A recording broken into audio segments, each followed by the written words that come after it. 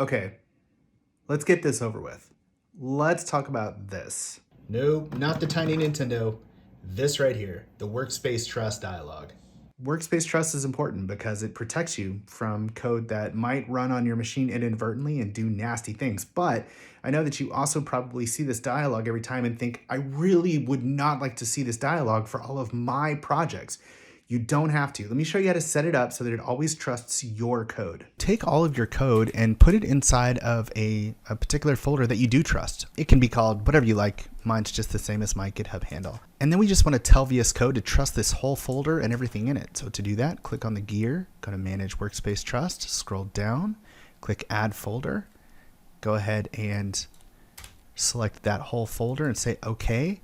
And now, whenever I open anything from this folder, so let's open this project here, VS Code just opens and I don't have to answer that dialog, but I'm still protected by Workspace Trust.